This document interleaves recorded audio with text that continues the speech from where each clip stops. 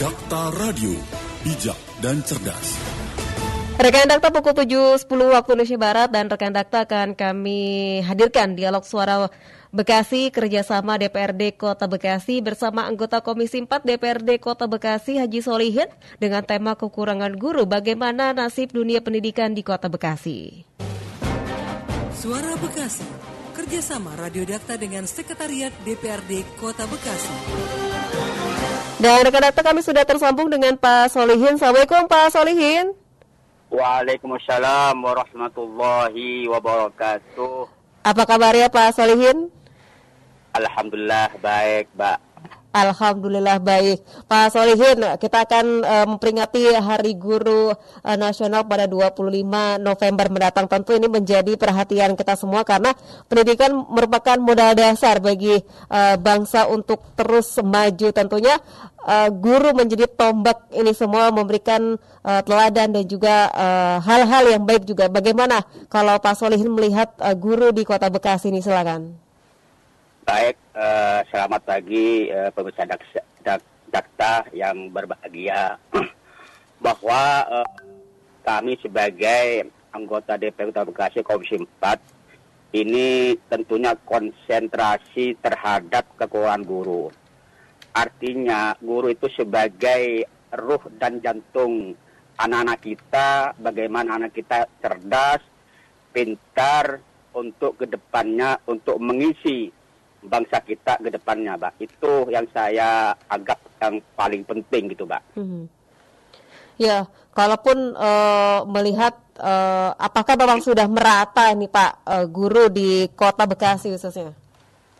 Iya, jujur saja guru di Kota Bekasi ya, ini data yang finalnya kurang lebihnya itu kekurangan sekitar 900-an guru ya yang kita update sampai sekarang. Oleh karena itu, DPRD dengan pemerintah untuk mencari solusinya bagaimana guru ini bisa tetap kita prioritaskan karena akan mengganggu tahapan-tahapan dan akan mengganggu anak-anak kita bersekolah. Itu yang kita perhatikan, Mbak. Gitu. Baik, intinya kita itu untuk mencari solusinya. Karena bagaimanapun yang saya lihat ini kan ada sebagian guru yang ngajar di SD, di SMP, ini kebanyakan TKK kan, Mbak? Gitu. Iya, benar. Ya kan, TKK ini kan belum punya kompetensi sebagai guru. Oke lah misalnya mereka belajar misalnya ngasih pelajaran ke SD misalnya. Iya. Kalau SMP kan tertentu mata pelajaran. Misalnya ada guru bahasa Inggris. Kan kalau bahasa Inggris tidak ada kan tidak bisa menggantikan sembarang orang bisa bahasa Inggris. Ya. Ini problem kita gitu, Pak. Iya. Tapi Pak, kalaupun kebijakan dari pemerintah pusat terhadap guru ini bagaimana? Disitulah ada semacam gap ya. Artinya kita di pemerintah Kota Bekasi dan DPRD ya mengajukan kepada pusat. Hal itu kan ada di Kementerian Menpan RB ya, terkait masalah pegawaian. Ini masih dalam dilematis. Ya, kita kan tidak bisa melangkah cepat karena masih ada birokrasi yang kita ribet dan jelimet gitu, Mbak. Sedangkan anak kita kan butuh guru. Ini kita harus tempuh kembali, Mbak. Karena aturan kita kan pakai aturan pusat. Terkait masalah kepegawaian, di situ ada Kementerian Menpan RB, di situ ada Badan Kepegawaian Nasional. Jadi kita harus betul-betul pusat harus melihat semua di bawah bagaimana kondisi di bawah. Sedangkan di bawah terbentuk dengan aturan yang ada gitu, Pak. Pak, ini kan kebanyakan honorer, Pak. Bagaimana mereka kan juga sempat mengeluhkan bahwa agak susah begitu, Pak, untuk ke jenjang selanjutnya. Maksudnya dalam hal ini status mereka untuk menjadi PNS, Pak. Kan sekarang kan ini, Pak, ada undang-undang ASN kan yang dikenalkan P3K dan ASN dong, ya. Iya. Ini honorer ini belum diangkat P3K, ya. Belum.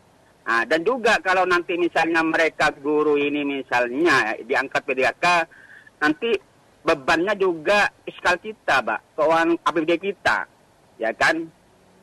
Ini yang kita harus duduk bersama bagaimana untuk mencari solusi, jangan sampai Kota Bekasi ini defisit guru gitu. Karena kalau guru defisit guru ini akan menghimbas anak kita belajar di SD, di SMP. Kalau bicara SMA kan itu kan kewenangan ini Pak, provinsi. Kami tidak masuk di sana kan gitu.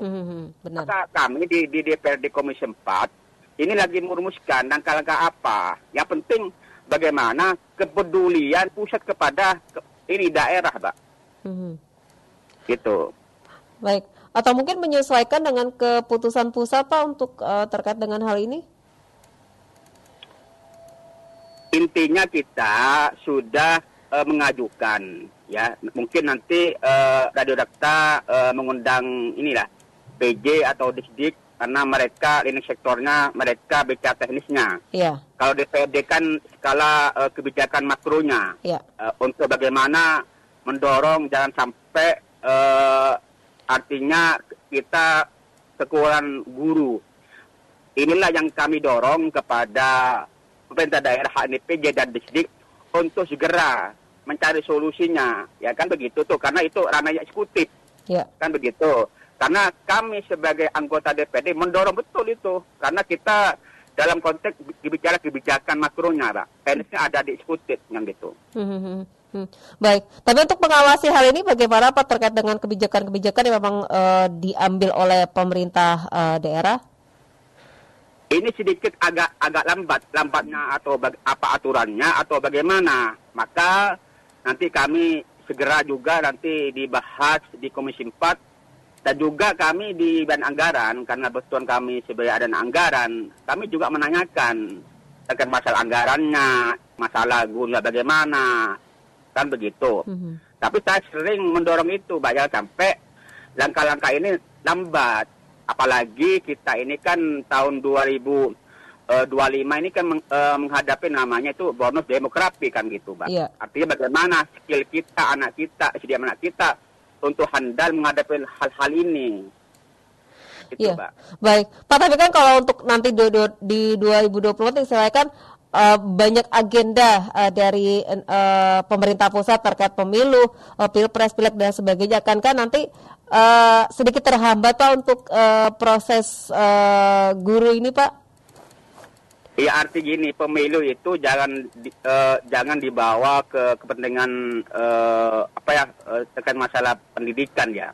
Maka dari itu nanti konsentrasi ya ini calon presiden harus konsentrasi terkait masalah kekurangan guru. Saya yakin semua Indonesia akan mengalami hal itu, Pak. Jadi pemimpin kita jangan bicara normatif, bagaimana cara action dan tindakan yang nyata dan real gitu, Pak. Kenapa?